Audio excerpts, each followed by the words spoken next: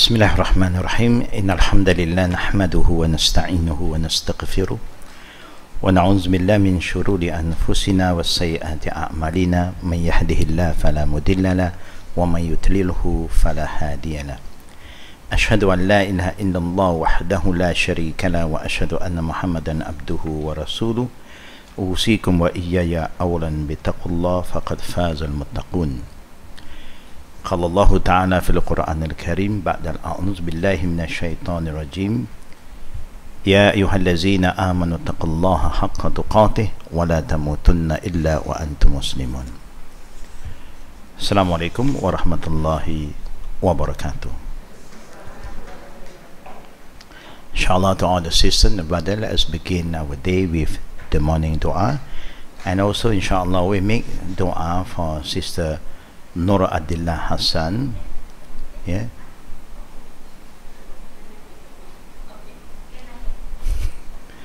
Okay, now.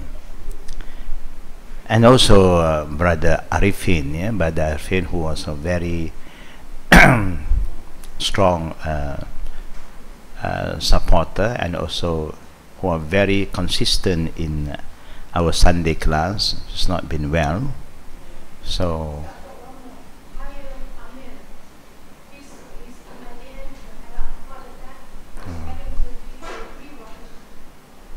Sure. What's his name again? Ail Amir. Hail, yeah. Hail Amir, yeah.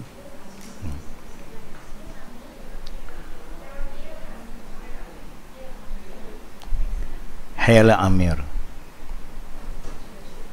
Inshallah, let us make a dua. Bismillahirrahmanirrahim.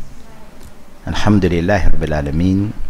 Allahumma salli ala Muhammad wa ala ali Muhammad kama sallaita ala Ibrahim wa ala ali Ibrahim innaka Hamidun Majid. Allahumma bika asbahna wa bika amsayna wa bika nahya wa bika namut wa ilayka an-nushur. Bismillahillazi la yadurru ma'asmihi syai'un fil ardi wala fis sama'i wa huwa as-sami'ul alim. Raditu billahi rabba wa bil islami dina wa bi Muhammadin nabiyya.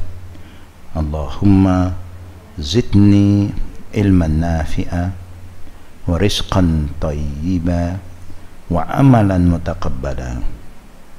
Ya muqallibal qulub thabbit qulubana ala dinik wa ala ta'atik khasatan liman marid ya Rahman ya Rahim.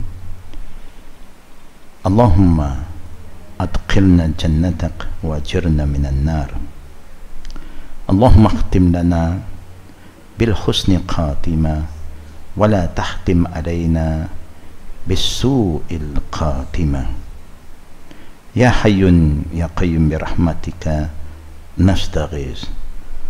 Allahumma anta syafi' la shifa'atun illa shifa'ak ishfihim ya Rahman ya Rahim. Yaghfir lahum ya Rahman ya Rahim. Ya hayyun ya qayyum bi rahmatika nastaghis.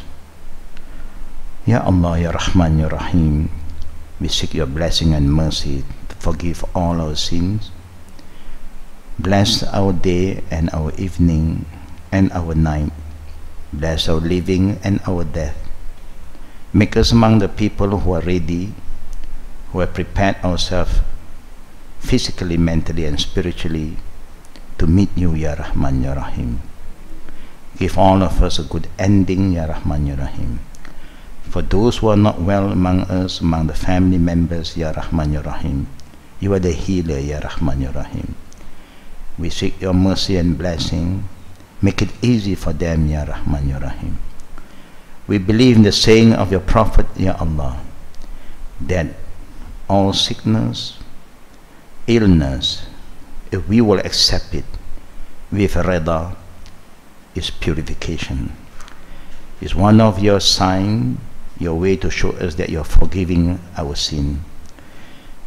We pray that you purify their sins Forgive them and forgive all of us today who are present here.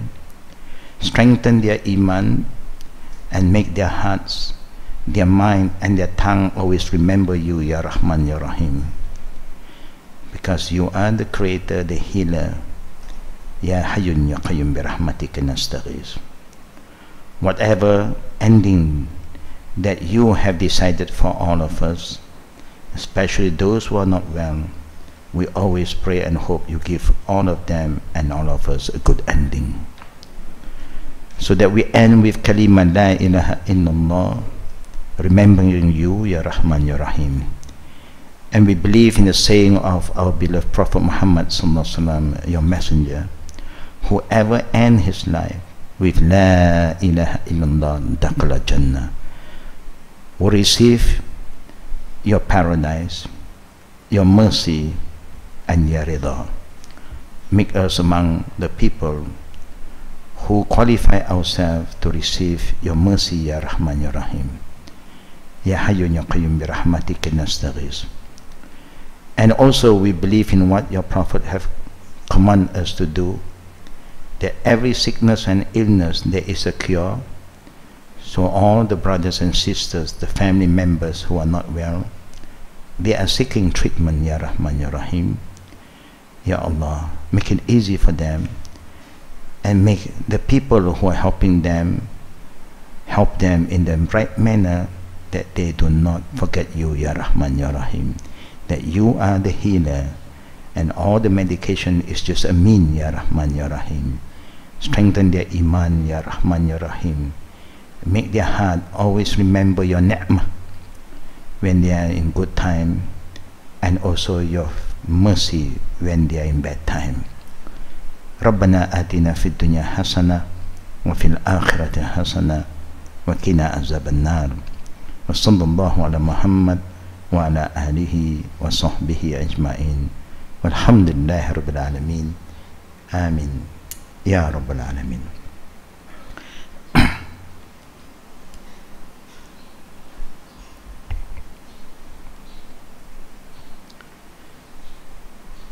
In the beginning of this class today, we would just like to remind ourselves the difference between we as a believer and those who are not a believer, or those who believe in Allah like all of us, but their understanding about believing in Allah is not properly taught to them. As a believer, we are always prepared for our departure. Where the non-believer, they don't like to talk about death. They don't like to talk about funeral arrangement, because to them this is something unpleasant. We as a believer, we know that our life here is very short, temporary. No one will live forever, and the happiness that we have also is not permanent. This life, nothing is permanent. Today you are happy, tomorrow you are sad. Today you are healthy, tomorrow you are ill. Today you are rich, tomorrow you are poor. That is the reality of the life. Today you are close with the people that you love. Tomorrow the people that you love is no more with you. Yeah? And so on. You love your children. When the children grow big, they don't want to be with you anymore. You still want them to be with you, but they want to be by themselves. So at the end of the day, we will live by ourselves. That's why a lot of parents today end up living by themselves. We tend to have big house to make sure all the children stay with us. At the end of the day, you know what happened to the big house. Yeah? You collect a lot of dust, you collect a lot of rubbish, and you don't even have time to look into all the different rooms. Then we realize that we are going to move back to a smaller place. Yeah? Then we go to the condo.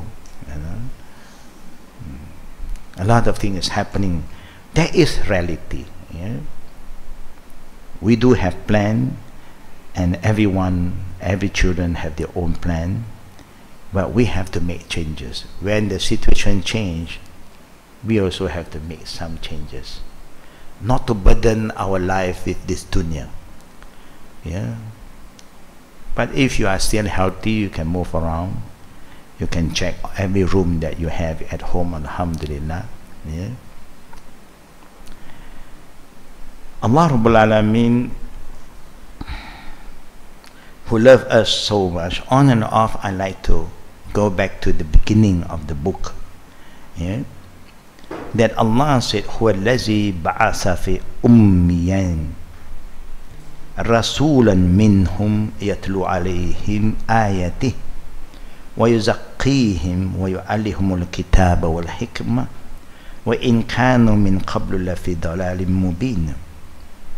Allah is telling us again and again, when it's in the Quran, meaning is a reminder. Yeah, Allah said, "Inna nahnu nazzalna zikra wa inna lahu lahafizun." We are the one who reveal the zikr. The zikr means the reminder, and this reminder will stay there forever.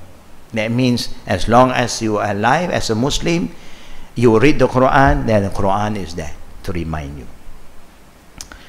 He, Allah, who has sent among all of us the unlettered, that means to people who are not well educated, people unlettered, do not know how to read, to know how to write, a messenger from themselves.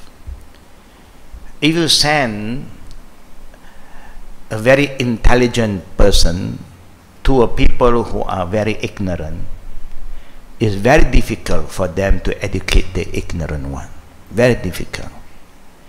You will give up very easily, because you say, why I waste my time talking to these people, and these people do not want to listen, do not want to change, do not want to learn. Because ignorant people, is not easy sometimes to teach them. Yeah? For those who some have knowledge, is easier. Yeah? They have certain discipline. But sometimes Allah Almighty, who is very wise, He sent to the unlettered people a unlettered messenger. So they cannot create some stories here. Yeah, he is so smart, he's an intelligent guy, of course he can create all this drama, this story, you know, he is a good storyteller and so on. No, people cannot deny that Muhammad is just like them. But the difference, he received a revelation that even the learned one have to acknowledge that this kind of ayah recitation cannot come from a human. That's why Allah said, we send among them the unlettered a messenger from themselves, reciting to them his ayah from Allah. When the Quran was recited by Prophet Muhammad to the people, the pagans who are Jahiliyyah, and among the pagan you have people of the book who are very learned people. Yeah? People of the book means people who have been reading some books, the Torah, the Injil. Yeah? There are still spaces here in front, sister. Don't worry. Yeah, we can sit. Now, what is the function of the Quran? Allah is telling us. What is the function of Quran? In this ayah, Allah said, Yuzakkihim. The function of the Quran is to purify us, to tell us the truth, nothing but the whole truth. And it's from Allah, not from a human. From human, it changes, keep on changing. Today my opinion like this, tomorrow I change my opinion. Of course, human will keep on changing because environment change. But anything from Allah, when Allah says something, He knows what is going to happen until the end of the world. So it's relevant, practical, rational. You cannot say it's not up to date. Outdated, no. Anything from Allah is not outdated. Anything from you, from me, dulu fatwa 20 years ago, how can you apply today? Things have changed. It's true, yeah. So the function of the Quran is to purify us, purify our heart. Yeah? We must not act like a hypocrite. Yeah? In front like this, behind you behave different. No, be yourself, because nobody can cheat Allah. None of us can lie to Allah. People who don't believe in death, they are running away from death. We who believe in death, we are running towards death. We are preparing for that. There's a difference. People who believe in God in their own way, not in the way Allah wants them to believe, they always try to run away from Allah. They want to get out of religion. They do not want to follow the guideline of Islam. They want to be free. They are running from the Islamic ruling. But the believing people, they also run, but they run back to God. Because Allah said, فَإِن تَنَازَعْتُمْ فِي شَيْءٍ فَرُدُّوهُ إِلَى اللَّهِ وَرَسُولِهِ إِن كُنتُمْ تُؤْمِنُونَ بِاللَّهِ وَالْيَوْمِ الْآخِرِ. If you really believe in Allah, and you believe there is a day of judgment, that every soul will be judged by Allah, you cannot escape that day. Because Allah is the judge that particular day. You don't need to have a lawyer. No need. No money. You don't pay any lawyer. You become your own lawyer. And who will be your witnesses? Sometimes you don't have to call me, call and your friend. No. Your whole body will act as a witness towards you. There's the time we say, why you go and say this? Keep quiet. No. This is the day Allah said, I have to speak out. Your skin will talk. Your finger will also bear witness. What you do with your finger, with the smartphone, you send messages always, you create fitna, all is recorded. Allah has His database, and that's why they came up with the cloud. Everything go up and store there. Now technology also tell you, they can store everything out, and then when you need, you download. Allah have stored it from the beginning of Adam. Yeah? So Allah is telling us, the book is here to purify ourselves, the sphere, so that we don't have to lie, we don't have to be a hypocrite. Just be yourself. Yeah? Then life will be very simple. Yeah? Do we have problem, brother and sister? Do we have problem? Yes. Those who say no, they have the biggest problem. Yeah, we have problem. But there is life. If there's no problem, there's no life. Yeah. You want to eat, also a problem. You want to drink, also a problem. You wake up early in the morning, also a problem. You have to go to the washroom because there is a call of nature, also a problem. You want to wash yourself, you got to buy soap, another problem. What soap do you want to use?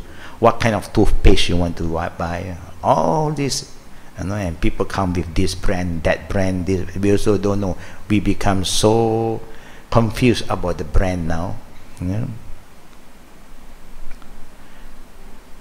And the Prophet ﷺ who received the Quran, Allah tells us that وَيُعَلِّمُهُمُ الْكِتَابِ, and He will be there to teach them to understand the book of Allah, the Quran, wal hikmah. What is hikmah? Wisdom. What is wisdom? When Allah used this term in the Quran, always remember, yu'allimuhumul kitab wal hikmah. What is this hikmah really mean? The sunnah of Prophet Muhammad sallallahu alaihi wasallam. Always remember that. The book and the sunnah. That's why the Prophet have hikmah, also known as fatana, wisdom. It's very important to understand the book of Allah, and no one can understand a book better than Prophet Muhammad sallallahu alaihi wasallam. Allah gave him all the wisdom to explain to the people. Although they were before in clear deviation, that means normally we all was not guided before.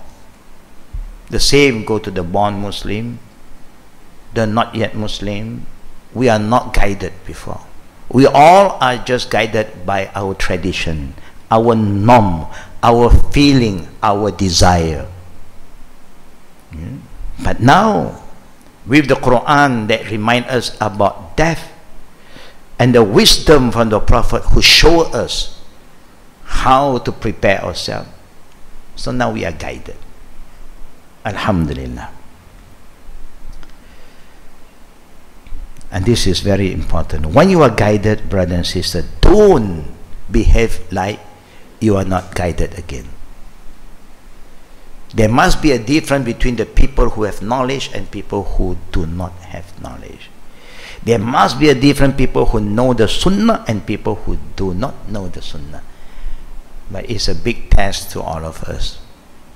We know the truth, but when reality strikes us, pressure comes in, then we start to have some problem. What to do now? What to do? Just follow. Follow what Allah and the Prophet want us to do. We have the guidance already. What is there to worry? Yeah, but now the but is coming in again. You know, my uncle here, my auntie is there, and then the father is here, the mother is, the sibling is here. Then, but never mind. Different people have different understanding because of the knowledge. If they don't learn, they won't know. They will follow the norm. What should we do? What should we do? We do what we can do. If somebody pass away in your place, your house, you are the host, you are the boss of the place, then you can make it very clear, this is what we would do, and not more than that. But you want to, if it happened to you want to do it in your place, it's up to you. But this is my home. I will do the best for the loved one, the family member. You must tell them that you know what to do. Don't be ignorant again and leave it to those who are ignorant. And that's why all the tradition, the culture comes in.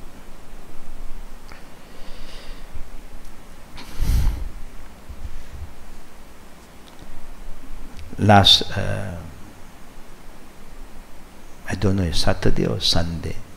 Sunday, we have somebody who passed away, one of the family members.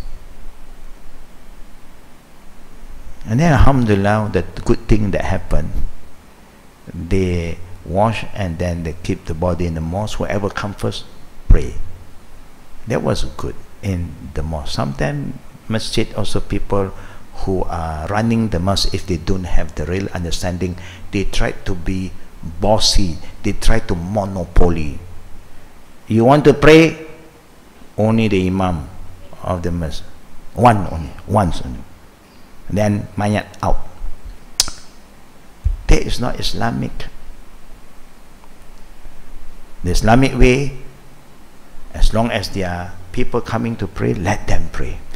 Whoever comes first, let them pray first. Maybe if they can wait, of course it's nice to do it together. But if there are people who can't wait, they have other appointment, that they just cannot ignore it.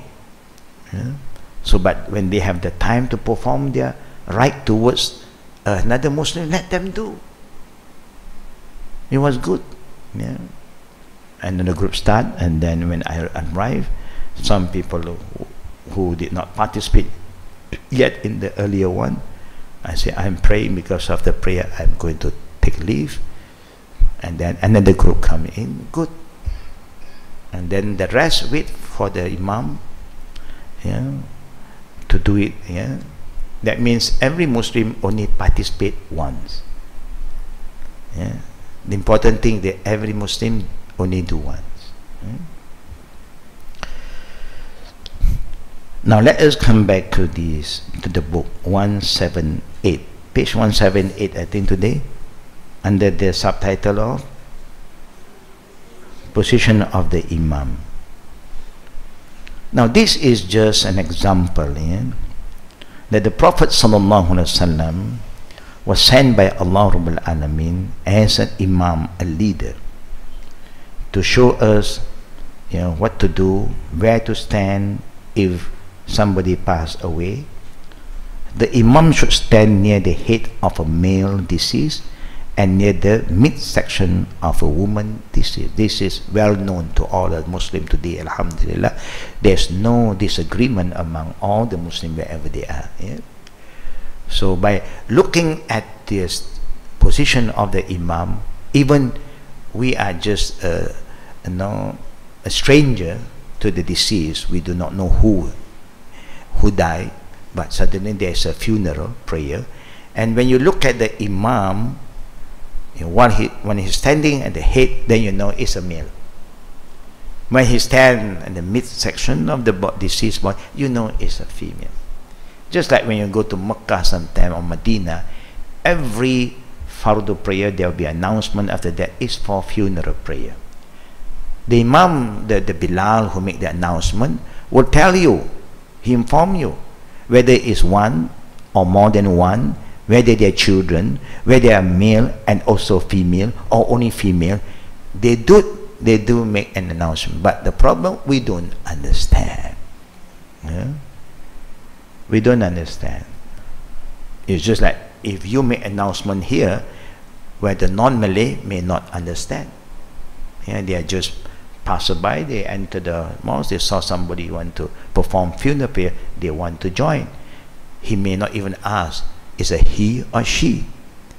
But if you have knowledge, when the Imam stand at the head, probably male. When the Imam stand in the midsection, you know it's a female. Yeah?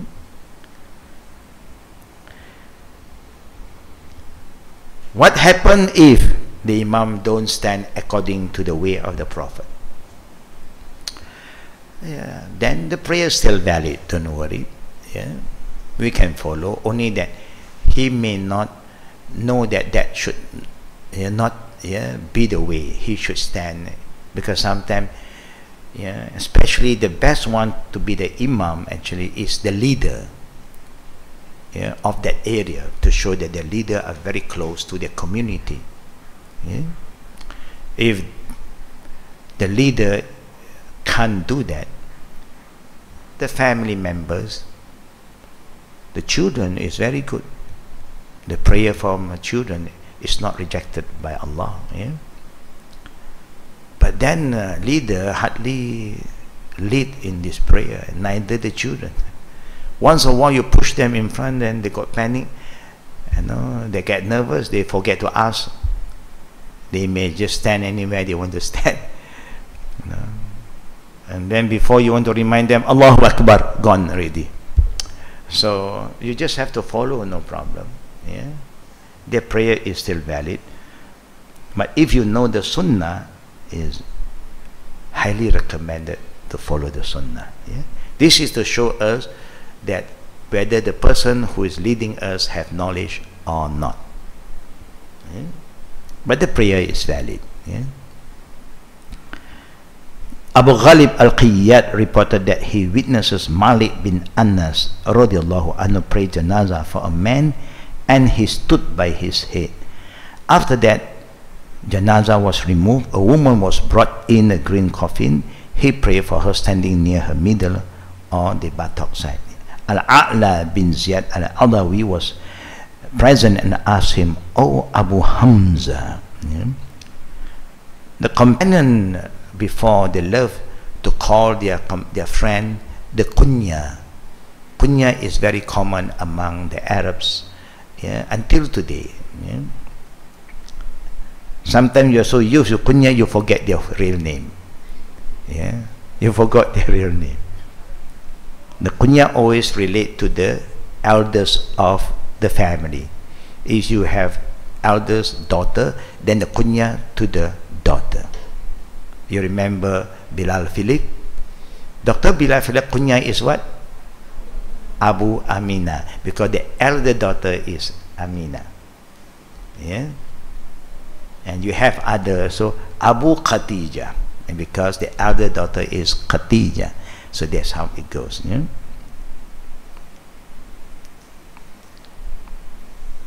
So they asked, yeah, O Abu Hamza, is this house Allah's messengers used to stand like you stood with respect to man and woman? He replied, yes. Now this is to show us that sometimes the Sahabat will do something, then the rest will follow, but then the rest want to reconfirm, because maybe when the Prophet was leading in the prayer, that Sahaba was not there, but this Sahaba was there. So the Sahaba will look at the action of the Prophet, and that's how they will do it when they become the Imam. So then the companion who have no experience praying behind the Prophet for the funeral prayer, they may just want to ask, this what the Prophet, that's how the Prophet stand? He said yes. Then Alhamdulillah. This show us it's so important to ask if you do not know, just to make sure that you know what you are doing, and you are not just asking anybody. They are asking the companion of the Prophet. They are in the best generation. I think I quote in one of my class, I forget which one, Abdullah bin Mas'ud, when asked about who should we follow, he said, follow those who have passed away, the dead one. How will you follow the dead one? You should follow the one who is still alive, because they are the best generation. What been done by them, you can follow. What is not done by them, don't do. If this is good, they will be doing it. Because the companion love to do everything that is good to please Allah more than all of us. We love to do to please people, yeah, but not the companions. So if you really want to follow the one who have passed away. Who? The first generation. Yeah. He replied, yes. Al-A'la looked at the people behind him and said, memorize this. Remember this, that when you perform the funeral prayer, if you are male deceased, you stand in the head, female, yeah, in the mid part of the woman. Samura bin Jundub radiallahu anhu reported, I prayed behind the Prophet when he prayed over Ka'b, who died during delivery. Why you call Ka'b? Means the mother of Ka'b. Yeah? Kunya also for the male and the female. Yeah? Allah subhanahu wa ta'ala's messenger, Prophet Muhammad stood for the prayer near her middle, because it's a she. Yeah? This is to show us, yeah, that when we say something or we do something in our action, there is some dalil from the Prophet. That means we are guided, we are following the Prophet, not our way. Yeah? Alhamdulillah, this aspect no one dispute. Shukr. Yeah? Position of the deceased head. It is recommended to place the body in front of the Imam so that the head are on the right side. This is also, alhamdulillah, been practiced by majority of us. Shukr. Yeah? Sheikh Muhammad bin Saleh al-Utsaimin respond to this question as follows: I do not know of any stipulation in the Sunnah in this regard. Thus, the Imam should have the head on his left, sometimes for the people to understand that it's not a requirement. So, some scholars say it's not necessary if a person put the head on the left side, can be pray the funeral prayer, no problem. Yeah. Sheikh Ali Al-Halabi respond to the same question as follows. Since this placing the head on the right side is the common practice of the Muslim through the ages and around the world, no dispute, no argument on that, it should be given preference. That means we recommend that. We are worried sometimes suddenly people change their position and then, you are going to fight with each other because of that. If they insist, maybe they were taught by somebody it's okay, so they put it in that direction. So are you going to excuse, if you put that way, I don't want to pray? No, you still pray. You still can proceed with your prayer. Sometimes there are certain movement in it. We all believe anything good always right first. Now, from the above, the taking into consideration the Sunnah's teaching of giving preference to the right side in all affairs, we conclude that it is preferable, recommended, but not an obligation to place the head on the right side. Now, come to the next topic: multiple bodies. Like there are people who die in war, so there are so many people was killed. If there are several janazah at the same time consisting of both men and women, the Imam will have two options, both of which are supported by the Sunnah. Number one, perform a separate janazah prayer for each of them, one by one. If you have 10 janazah, you perform 10 times. No problem, because you are performing for a different person. That means you can Imam out, next janazah come in, the same Imam out, the third one, no problem. Or you can perform only one prayer for all of them. To make it easy, because the Prophet encouraged us to be hastened, anything to do with funeral, don't delay, but if you do one by one, of course you will see that it's going to take a lot of time. One group in, out, another group in, out. There will be a lot of time wasted, unnecessary.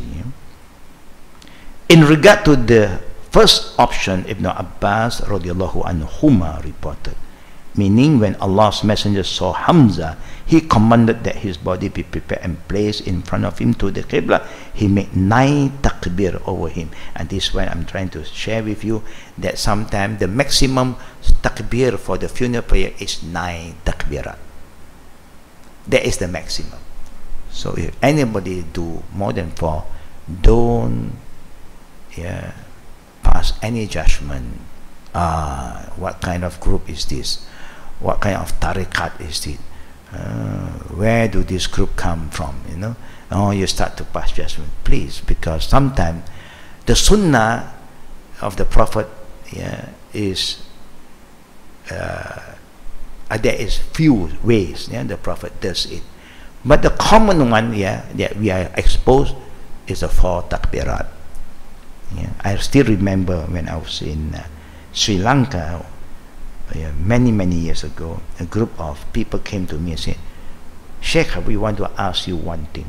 Last week there's a funeral, and this Imam, don't know where he go and study, he made 5 takbirat, and we stop at 4 only, and we keep on saying Subhanallah, still at another takbir. We said Subhanallah, another takbir been added. So they said this guy is too much. So they were very upset. They argue after that, and that guy was trying to explain, no, you are not doing the right thing, khalas. Now, what really happened actually, the mistake done by the Imam, he should have explained to them earlier. If you want to practice the 9 takbirat that is not common, then you should alert the Jama'ah first. You bring some hadith to prove it that this is one of the way the Prophet performed, so today we are going to do that way. It's like when people want to recite ayat sajadah in one of the prayer, like Fajr prayer. Normally people want to recite ayat sajadah because they want to make sujud tilawah. You remember that? Not say you can't, but you alert the makmum. Because makmum don't memorize a lot of Quran today. You know? So when you don't inform them, suddenly Allahu Akbar, they thought that you are making ruku. So they went ruku, and suddenly the male may see the imam, they can sense the movement. The female behind, he go ruku already, Subhana Rabbiyal Azim. Here he is sujood, and then say Allahu Akbar. There's no Sami Allahu liman hamidah. Then we are having doubt now. Where is Sami Allahu liman hamidah? What is going on? And then he continued. What is happening today? Now from khusyuk, no more khusyuk. But it's wise, they have to alert. Jama'ah, this morning we are going to recite ayat sujadah in the second rakat. You have a choice, not necessarily in the first rakat. The second rakat also you can do. Now it's good for us to remind the Jama'ah. So when Allah's Messenger saw Hamza, so then he called them to bring him, put him in front of him. He made 9 takbir, yeah, for the janazah. Then had the other shahid brought forward, then the other also was brought forward. Each one of the shahid was put next to Hamza, and he prayed for him and the shahid with him. Thus he prayed for him and the shahid 72 janazah prayers. Sometimes it happens that way. Yeah. If you want to do it that, no problem. If you have time, yeah. You know the Prophet we are praying also a very simple prayer. Move one. Allahu Akbar again. Move. We have more. Yeah. Before that we want to say something. After that we want to make another dua again. And then before you want to carry the first janazah out, you have to say Al-Fatiha. If you do all these things, I don't think you can finish the prayer. Yeah? If you do one by one. An-Nawawi said, the scholar agreed that it is preferable to perform a separate prayer for each, except for the author At-Tatima, who affirmed that it's better to pray one time for all of them, because that hastens the burial, which is a requirement.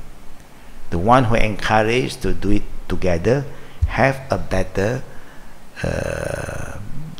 what you say dalil, because the dalil said anything to do with funeral be hastened.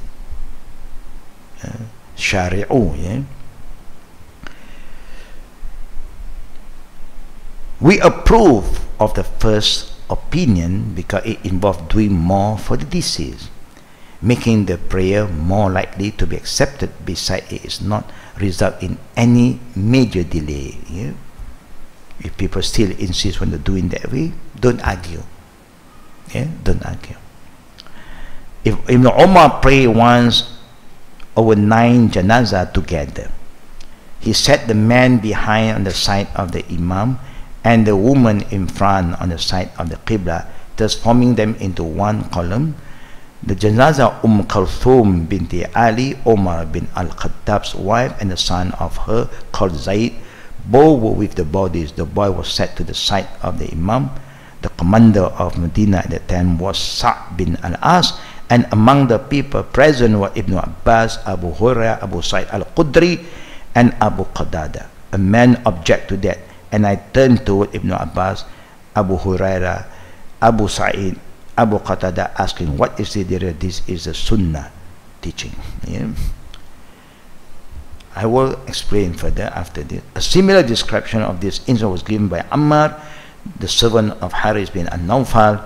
This indicates that if Imam chooses to perform one janazah prayer for several dead persons, he should line them in front of him so that the male man and boy are closer to him and the female girls in front of them all.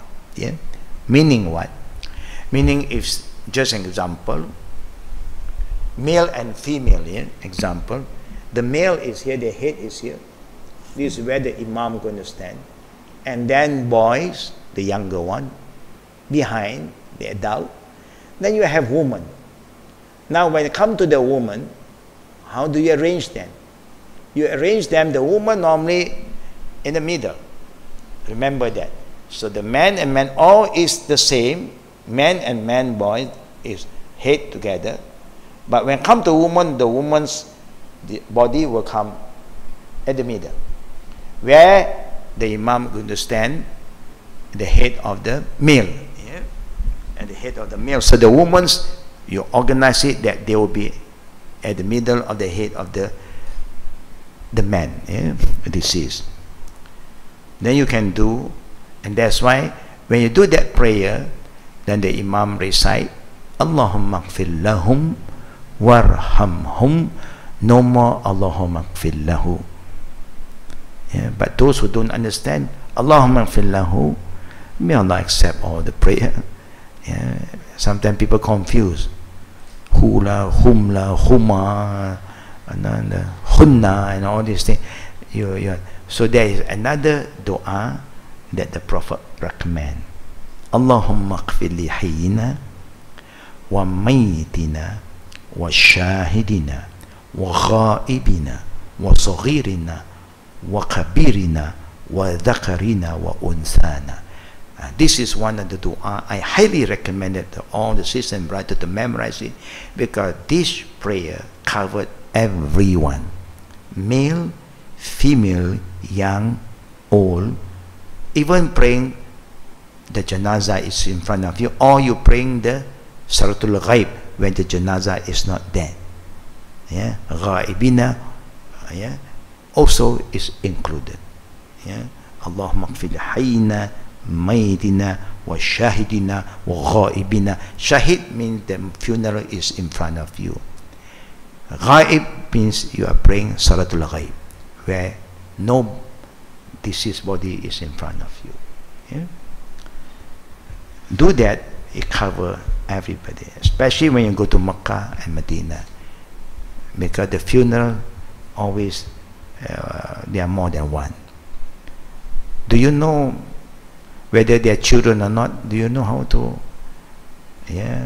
confirm if they use the word tif? Tiflun, to falam. Tiflun, that means there's one child. And sometimes they use atfal, wal atfal. That one always come at the end. Male and female, and then watif, or wal atfal, meaning and children. And that's how you learn the Arabic words. As-salatu alal mayyit, number one. That means only one. That's why you call mayyit one janazah. Then second one, they'll say as-salatu alal amwat wal mura'ah. Funeral prayer for more than one male and one female, wal mar'ah. When the mar'ah is mentioned, that means there is a female. If there's children involved, as-salatu alal amwat wal mar'a wa tif, then you know there is a baby. Yeah. But because we don't know, they may say it aloud, but still we don't know. Yeah. Then we pray, Allahumma gfir li hayyina wa mayyitina wa shahidina ghaibina saghirina, the young one, wa kabirina, the old one, all are together, one package. Yeah?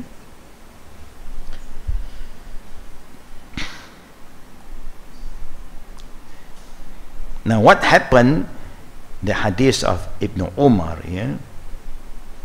is just to remind us that number one, highly recommended the one who lead is the leader always. Yeah. But when the leader know the deceased having a lot of problem when they were alive, when the leader know that the deceased is a fasik or munafiq, example, the leader can exclude himself. Let other people lead. Why? So that we want the one who are still living will start to ask why the leader do not participate. Because the leader's prayer also is very powerful, because he is the leader of the people around that area, and he have responsibility.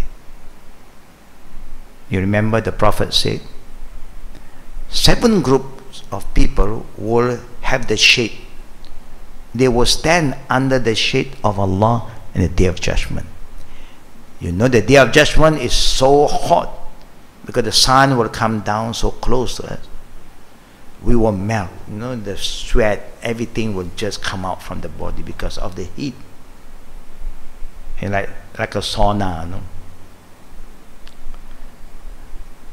Who will be under the shade? 7 group of people. And one of them, Al-Imam Al-Adil. Imam Adil.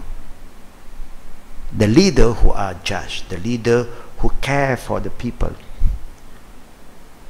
It can be the leader of that community, Qarya, that province, state, or the country, or the leader of the family. But when the leader do not participate, he was there. He is there, but he don't lead the prayer. It will create some uneasiness among the audience. Why? When people ask, this is what he have the right to tell who, especially the family member, to show them that no, we feel very sad for him, but we don't stop others from praying, because I know him personally. I know how is his ending. I have advised him. He's so stubborn. He go against me. He fitna me. I exclude myself. That's why in life, don't create fitna to anybody if possible. Yeah. If you don't like somebody, the Prophet always remind us, I don't think you don't like him, yeah, totally, because everybody have their strength and their weaknesses. Even husband and wife, the Prophet remind us, if you dislike your wife for a certain reason, you don't talk about that, because the Prophet said, I'm sure that there's something in her that you like. If not, how can you end with husband and wife?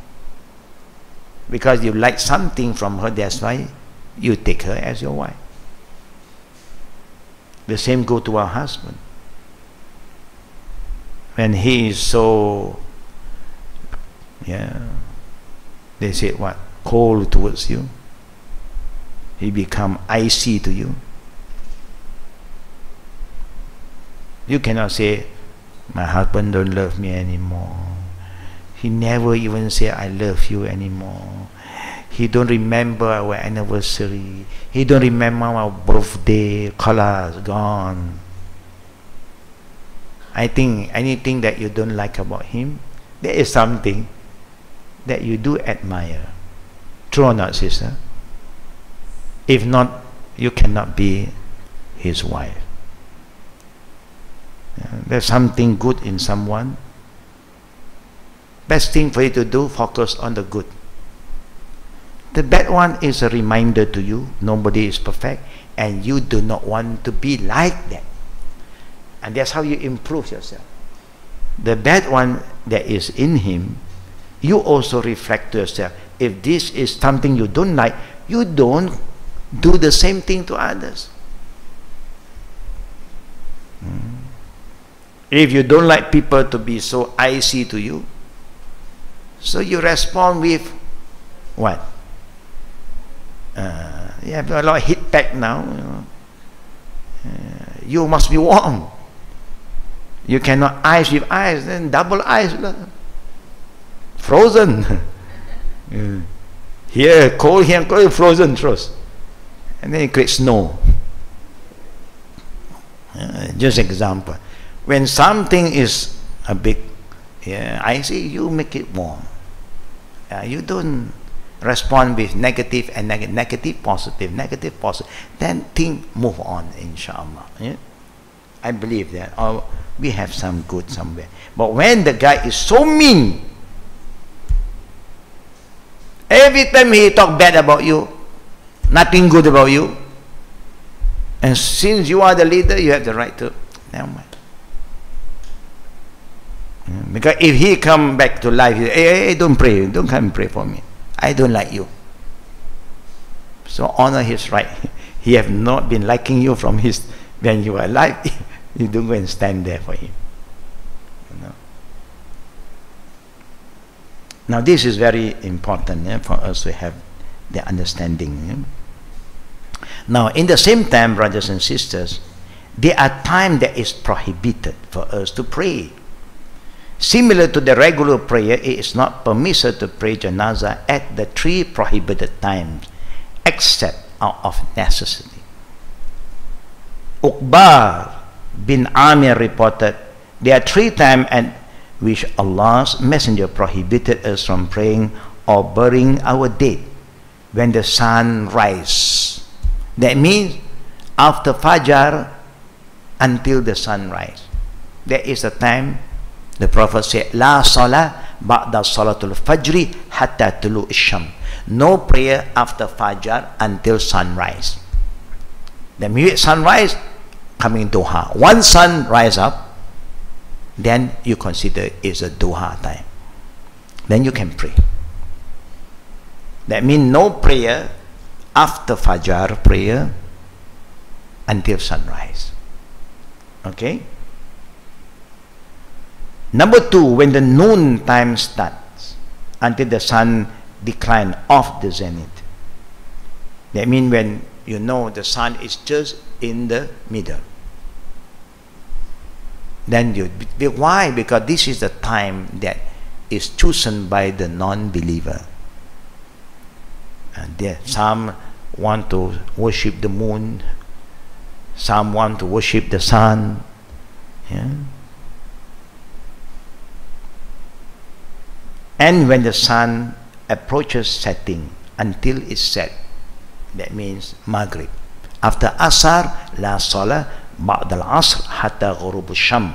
No prayer after Asar until sunset. Meaning Maghrib's come in. Yeah? Al-Bahayaki added in this report of this hadith that Uqba was asked, is it permissible to bury at night? Since you cannot do it after Asar, it is permissible to bury at night. He replied, yes, Abu Bakr was buried at night. The example is there. He gives some example. Yeah? And nobody stopped. Yeah? The Sahaba adhered to the instruction of this hadith. Malik reported from Muhammad bin Abi Harmala that Zainab bin Abi Salama died when Tariq was the commander of Al-Madinah. Her janazah was brought and set down at Baqi' for prayer after the morning Fajr prayer. Tariq used to pray morning prayer early when it was still dark. So Abdullah bin Omar said to the family of the deceased, you either pray over your janazah now or wait until the sunrise. Yeah, now that means before Fajr, or you do it after the sunrise. Malik also reported from Ibn Umar that he said, one may pray over janazah after the Asr and morning prayer provided that they were performed at their first time. Okay? Now, meaning, wait, I end this part. And Al-Bayhaqi reported from Ali that a janazah was brought to the graveyard of the people of Basra in Iraq. When the sun turned yellow, no one prayed over it until the sun set, and which time Abu Barza requested that the call for prayer be given. He led the people in the Maghrib prayer, then he prayed over it. Among the people was Anas. That means they wait until Maghrib comes in, then they pray Maghrib first, the Fardu prayer, then after the Fardu prayer, they perform the Janazah prayer. Whatever that happened to the brother and sister, that you must remember, the time that the Prophet forbid, because they do not want you purposely choose that time. But if everything been arranged, and that is the only time you have finished the arrangement for the prayer, then you go back to one general hadith, be hastened. And that's why the scholar never dispute even to pray after Fajr, especially in Makkah, Medina. They don't wait. Each prayer after Sajjah, the Fardu prayer announcement made, and the funeral prayer will be conducted.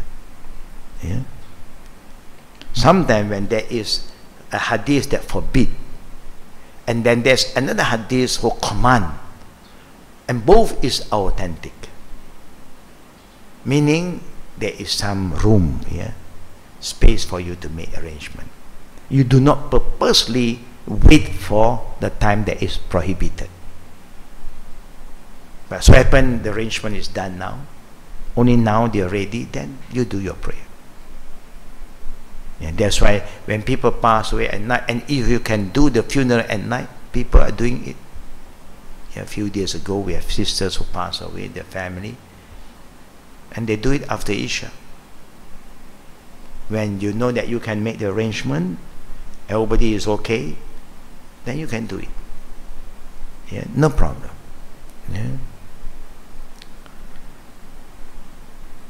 This is also a sign that we are different from the disbeliever.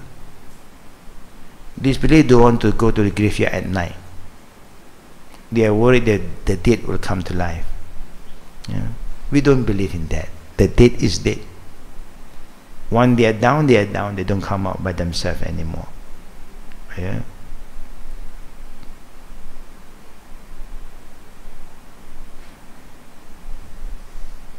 This one is also very important for us, not to be judgmental. Oh, there's hadith prohibited, cannot, haram.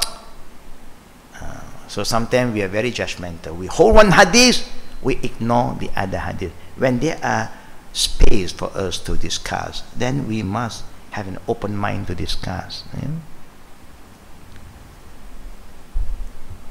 Like at night, you are ready, but nobody want to dig a hole for you. You want to go and dig by yourself.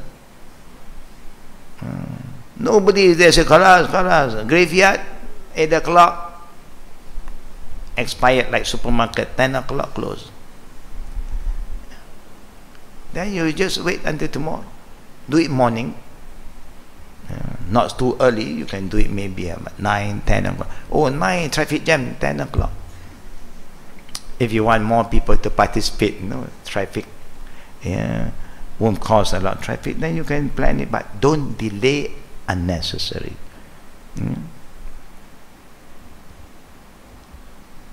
Mentioning the deceased name when you want to perform the prayer.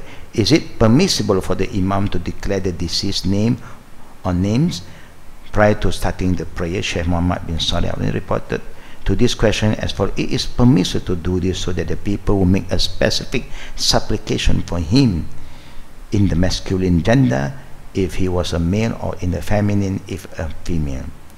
Allah's messenger Prophet Muhammad has declared the name of some of those for whom he prayed janazah, as in the case of An-Najasi, but one should avoid using the tone of the prohibited night in that declaration. We try not to create unnecessary emotion, but it's good to declare the name. Let people know, like Hamza, the Prophet also said, Hamza, it is okay. Because normally, brother and sister, the more people who participate in a funeral prayer is a sign it's good for the deceased. But sometimes you cannot underestimate even some of the Sahaba, even the time of the Prophet. Only 2 persons was there, Prophet and another guy. And there are sometimes 7 people. Are you thinking, this is the companion of the Prophet? Are you saying that that is not good for him? No, it's still good. One of the best signs is good is the leader is there. The Prophet was there to perform the prayer. Even the Prophet alone, mashallah, is really a blessing. You know? In our culture, when the leader is there, more people will come. For different intention. Yeah. They come because some VIP are there, so if the VVIP is there, the VIP also be there, because the VIP is below the VVIP. So the gang will come. Yeah. But let us do for the sake of Allah, not because somebody. Every Muslim is somebody to us. Yeah. So when you love to pray the funeral prayer for someone, Allah Rabbul Alameen will make it easy for them to perform funeral prayer for you. Yeah. Don't be too selfish, except you have a case. Yeah. One of the things that the Prophet also said, if a person who like to owe people money, they like to borrow money, and they don't like to pay. There are people who like to borrow and like to pay, is good. But there are another group, he like to borrow and keep on borrowing and jumping from one to another. One by one he come. He know you are a good sister. He borrow from you. You keep it secretly because you do not want to embarrass him. Then or her, then he go to another sister, and then the same thing. He borrowed again, and you are a good sister, you have been learning, help your fellow sister, so you give, and then no one knows, because we all are doing very sincerely, and now she knows. She's very smart. He's 1, 2 steps ahead of you. He go to the third sister, so everybody become a victim. Normally, if you know that she have that kind of character, you have to alert the other sister. If your intention is good, because we do not want them to take a right on everybody, because they have a very bad habit. They did not live according to their means. They want their own comfort, and they are lying to us. When they fail to perform the first one, and then they come to the second one, they don't go back to the first one, neither to say, excuse me, I can't pay you in 1 month time, I agree, but give me another 2 extra months. At least something. No.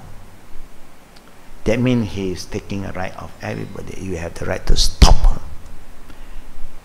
Very bad character. That's why the Prophet said, if you know somebody is stealing from your sisters, yeah, or your brother, do you stop them? Do you stop a thief? You are sure to stop. That's why the Prophet said, Man ada'a dainan fala yanwi qada'ahu fahuwa sariq. Whoever take a loan with no intention to pay, he is a thief. He's there to steal. Yeah.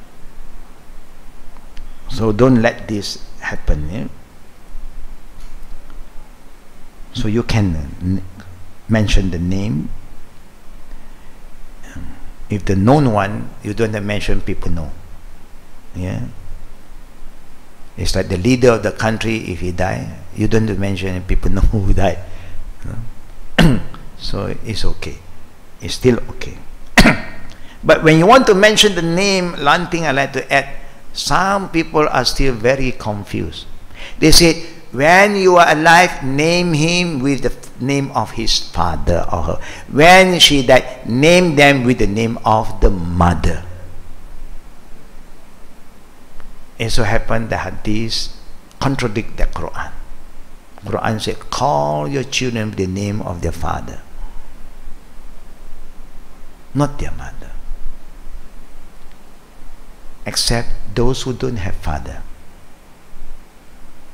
Not an orphan, like Isa. We don't say Isa bin somebody. We say Isa binti Maryam, because he don't have father. It's a miracle birth, but he have a mother. Then you call mother.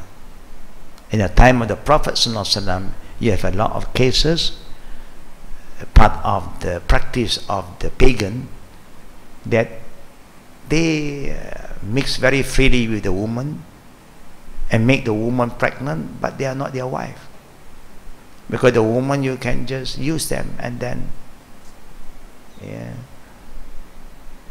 use and then unuse and then use again, and then you can pass over, then you don't know who is the real father.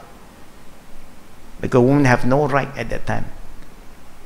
Woman is like a garment. Even Allah said it's a garment, but a close one to you, but this one, here's a garment, keep on changing. Then we do not know, no DNA to check, no doctor, no clinic. So how do you know who is the father? So you name the child to the mother's name, because you know who is the one who gives birth to the baby. So that is the proper manner according to the Sunnah of the Prophet Sallallahu Alaihi Wasallam. And we have learned about the 9 takbirat, but in the future we will learn more about the other way, and the common one, the 4 takbirat. If there's any question, then we open for Q&A. Fatafaddal.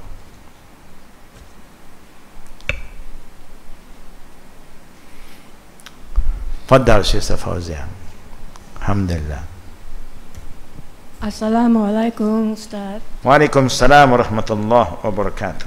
I think I remember from last week you said you were teaching us about praying janazah outside the mosque or something the Prophet preferred. No. So if we were to pray the janazah inside the mosque, will we still get the kirat? The kirat means? The kirat.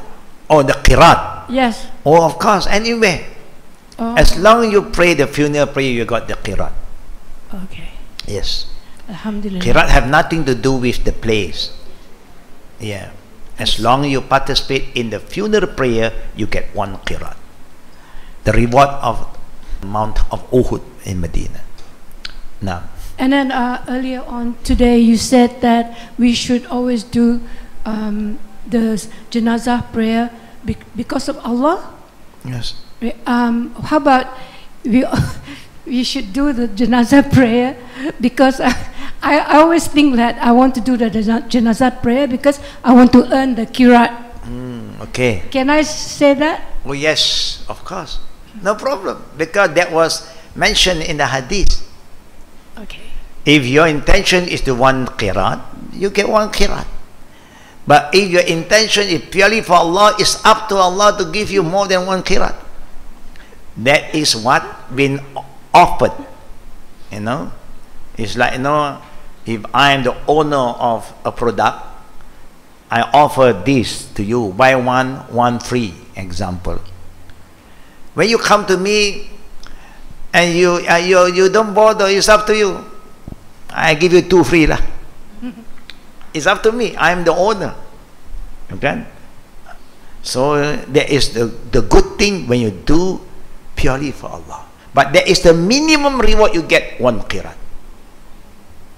I know someone always asks me, say, even the scholar from abroad, normally they were surprised, especially revert scholar, they are very straightforward. We do for the sake of Allah, lillahi ta'ala, lillah. That's why in our prayer we always say lillah, lillah, lillah, for the sake of Allah.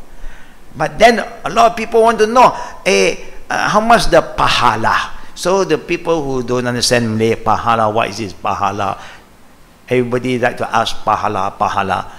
No, pahala is just next to bala. So then we say pahala means reward. This is where the hadith of fadil amals come in. Meaning sometimes there are hadiths from the Prophet who encourage you to participate in all these good deeds because some people need that kind of motivation. They want to know berapa ya? Yeah. 1 qirat. Wow, Mount Medina. Oh no. Jazakallah khair. Alhamdulillah. Jazakallah khair. Good, yeah. Always remember, sisters, anything you do purely for Allah, the reward is really up to Allah. But the minimum is there already, 1 qirat. So it's better to do for the sake of Allah. Yeah.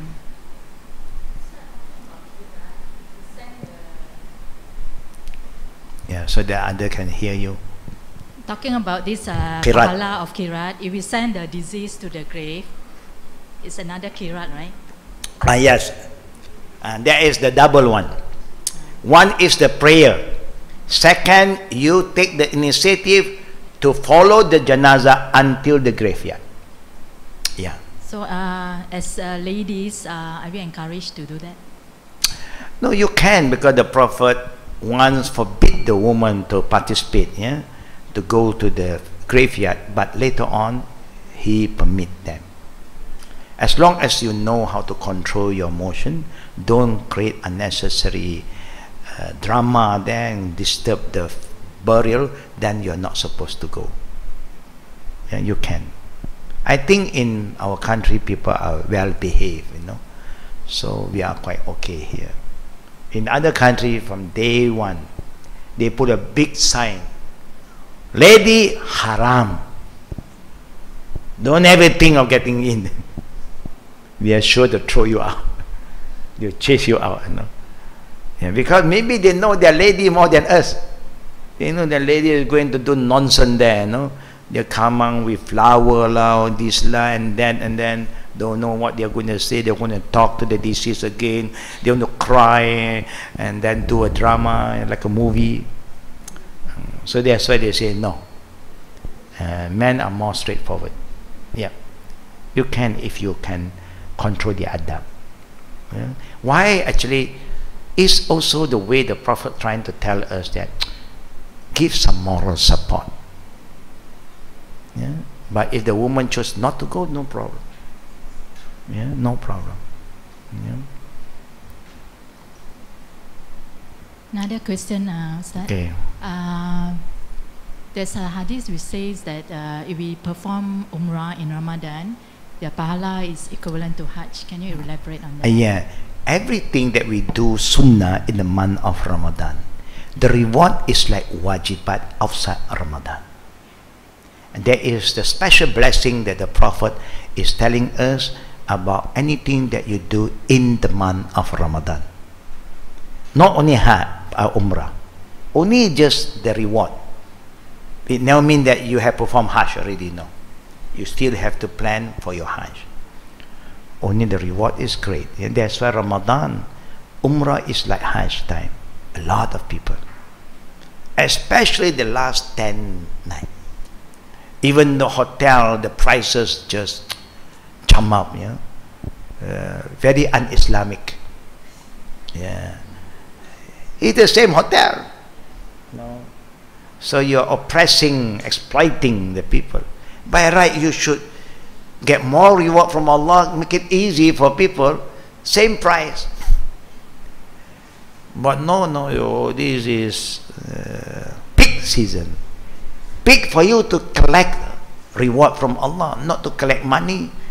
So you want money, you get money, nothing from Allah. Now why I'm saying that Ramadan, the last 10 days, there are more people in the mosque, more crowded, because there is a hukum of iktikaf.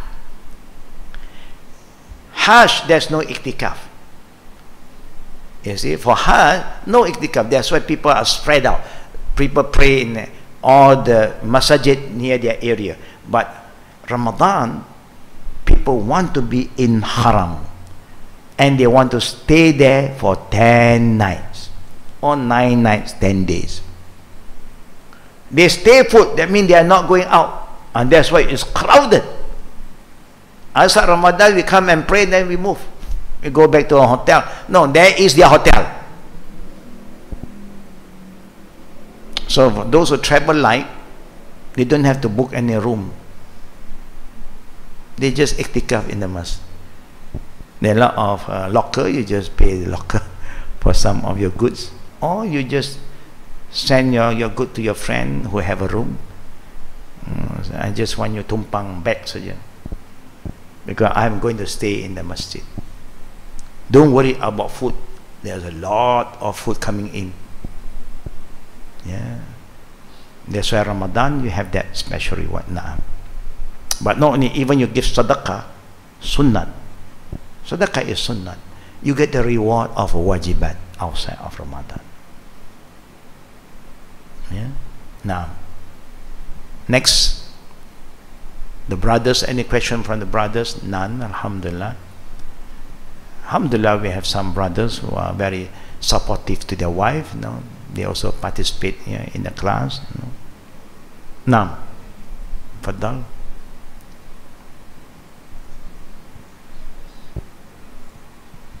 Assalamualaikum Ustaz. Waalaikumsalam warahmatullahi wabarakatuh. Can you enlighten us? Can you tell us who are the seven groups of people who will be under the shade on the day of resurrection? Yeah, I think I did mention, but since you ask again, number one, Imam Al-Adil, a just leader. It can come from different parts. Yeah? At home, the father is a leader. To their children, he's a very just father. Yeah, in a village, you have a leader for the village, for the villagers. And then in a country, you have a leader of the country. Everyone can be a leader. Yeah? Number one, Imam Adil. Number two, Rajulun qalbuhu muta'allaq fil masajid. A man whose heart is attached with the mosque. And not just like to visit mosque, but don't pray. That means wherever he go, he never disconnect himself with Allah. Yeah? Number three, Shab nasha'a fi ibadatillahi azza wa jalla, a young Muslim who are very engaged in worshipping Allah. Because normally young people, they are not so active in worshipping Allah, but you have the young people who are so active in doing a lot of good things, making sadaqah, fasting, sunnat, and all these things. These are the third group. The fourth, Rajulan tahabba fillahi istima'an alay wa tafarraqan alay. Two group of Muslim, or two person. The Prophet always used masculine, but also apply for feminine. Two group, two person meet for the sake of Allah, and they are separated for the sake of Allah. That means each time you want to see somebody, you really want to see them for the sake of, not because of this or that, for the sake of Allah. And every meeting you have to end with a departure. You have to move backward. You have to go to your home. He have to go, and you do for the sake of Allah. They will get the shade of Allah. Number five is a person who give sadaqah. Right hand they give, left hand knows not. They don't talk about it. This is also a very tricky area. Yeah? Sometimes in the beginning we do that for the sake of the. Sometimes then Shaitan come and play. You disagree with the person now. You don't like that person now. You don't get what you want from that person. You know, I have done this. I have done. You. The more you say, your reward is getting cut off. You can say, hey, you're right. You have done a good thing. But now you want people to know. The more people know, the lesser you get from Allah. You must be very, very sincere. Number what now? Number five already. Yeah. Number six is a male or a female. When they are approached, neither which one approach to do something bad, they said, I fear Allah. Like Yusuf alayhi salam with Zulaikha. And the last one is a person who cry. A person who cry. and shed tears. When? At night when he is alone. No one knows. He shed tears until the eye got swollen for the sake of Allah. So you can be either any of this group. Inshallah, you qualify to be under the shade of Allah. I mean, not that you must have the 7 quality, the magnificent 7. No, as they, one of it, alhamdulillah. Everybody have their own weaknesses. Somebody is good here, but they are weak in that area. But Allah is kind. He offer any of these 7 groups.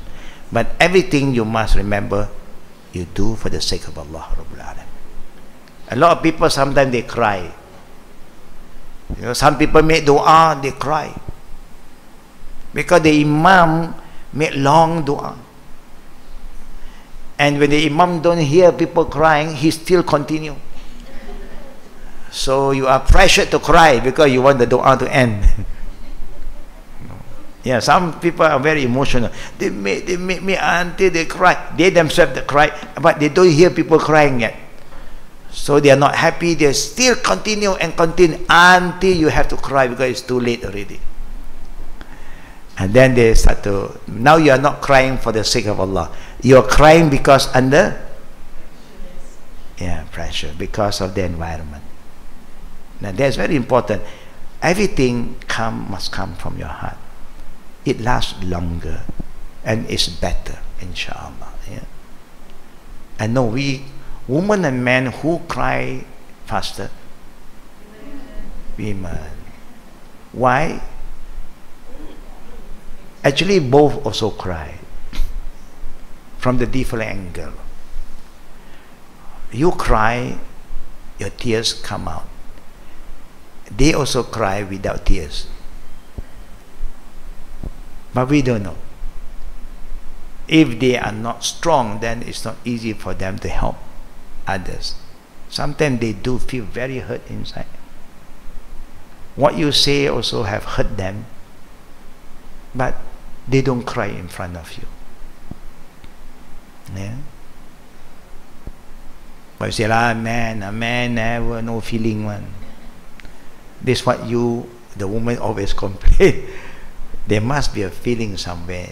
Only they control themselves, not in front of you. Yeah. But it's good to control yourself in front of your children. Don't show your children that you are sad. Then they're starting to think negatively about many things. Sometimes look at the wife, the family of our Prophet. They are very strong in supporting each other. They have problem. Prophet face problem every day. Enemies come after him. But no food sometimes. But because everybody is helping each other, so it's under control. That's how we have to come in the family, help each other. Because your weaknesses will create more problem to the other spouse. When she's down, you must know how to pull her up. When he is down, you must know how to pull him up. That's how you move out together. Because you need a lot of wisdom to do that. When people is down, that's why I told you already. Alam. How can I say that's why you told me? That means you're not helping. You are pushing her. You must try to understand and then try to let them express their feeling, and then you come in slowly. All these are important to help each other. Now, any last question?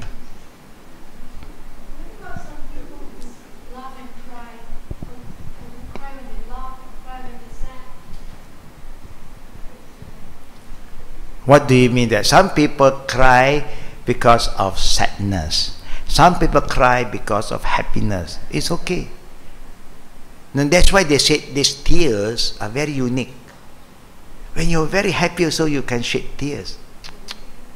Good news also, Alhamdulillah.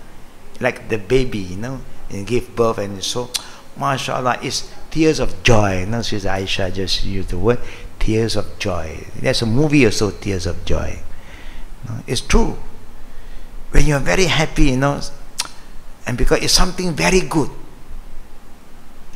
And sad also, it's not wrong to feel sad. So you must understand. I give you the example. When the ayat was revealed, Al-yawma akmaltu lakum dinakum wa atmamtu alaykum ni'mati wa raditu lakum al-islam dina. The last ayah. The companion respond differently. Abu Bakr cried. Omar was very happy, was in joy. Same ayah, but companion respond differently. Why? Because they look from different angle. Both are right. Abu Bakr, when he heard that ayah, he felt that now if the mission of the Prophet end, when ayat have stopped, we're coming down, means the mission of a Prophet is ending. When the mission of the Prophet end, means he is going back to Allah. And he missed the Prophet. He loved to be with the Prophet every day. If somebody that you love and you know the loved one is going to go, how do you feel? You feel sad. And then Omar was happy. Alhamdulillah, religion is perfected now. That means no more new ruling going to come. Everything is okay. So you don't have to worry about new law. Yeah, the new order is given by Allah, Quran. So when everything is like work finished, how do you feel? You feel happy, release, work complete, mission, Alhamdulillah. Oh, you feel so happy. Naam. Under the shade of Allah, because he cried for the sake of Allah. Inshallah, he'll be under the shade of Allah when you cry for the right reason. Yeah. Mothers used to cry more than father. You cried for a good reason, especially at night. That's what the Prophet said. Yeah, khaliyan. The hadith, he said, Rajulun, a person who cried khaliyan, hatta fadat aynahu, until the eye got swallowed. That means she's not going to cry in front of people. You see, there are movie, a lot of people learn how to cry. That is the tears of crocodile, tears. I don't know whether a crocodile cry or not. Well, yeah, that one is really, you are trained to cry because you are paid. They pay you for crying. So it's a different intention. Yeah, of course, everything. Yeah. People who reflect a lot at night, they can cry easily. No? We cry mostly when our children hurt us. Yeah, can easily cry. And our husband also hurt us. Also we cry. When we hurt them, we never cry. When we hurt them, padan. They deserve it. Both ways, nobody is perfect. Yeah? So may Allah give us the right understanding, the right feeling. And please, if those who are involved in giving sadaqah is good, don't waste your sadaqah.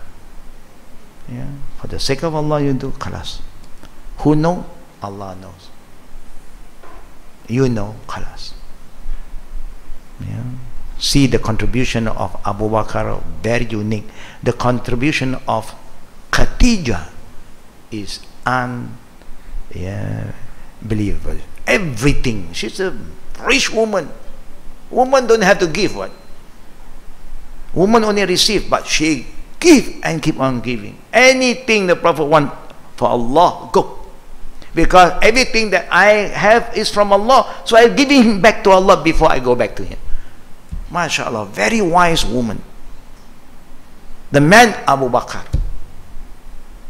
When the Prophet needs something, he just go home, ran home and get everything out.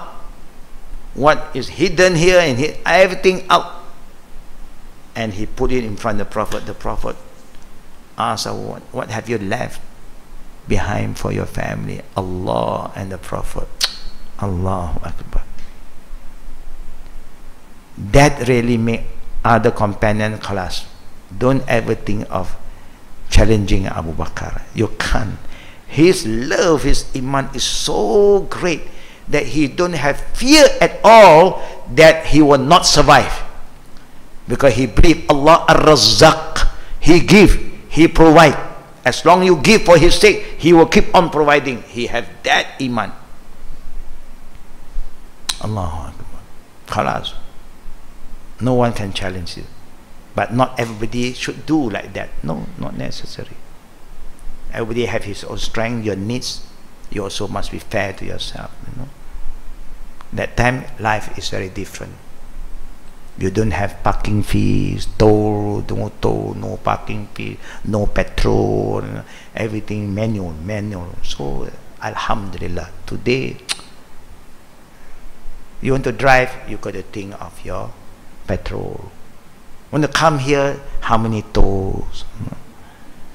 You want to go to do good thing, parking again. Salah parking, ticket again. So many things.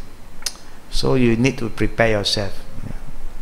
May Allah guide us, may Allah protect us, brothers and sisters, and may Allah give us the patience and make us among the any of the 7 group of the people. Amin, inshallah. Wabillahi tawfiqi wal akhiri da'wana walhamdulillahi rabbil alamin. Subhanakallahumma bihamdik ashhadu an la ilaha illa anta astaghfiruka wa atubu ilaik. Before I end, I just have a humble reminder for those sisters who are aware about our yearly contribution here. Then if you have contributed, may Allah reward you kindly. If not, you may have forgotten. We are here to remind you. You can go to the office and say, this is my LOU for year 2018. Yeah?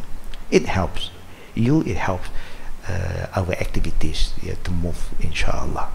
Assalamu alaikum wa rahmatullahi wa barakatuh.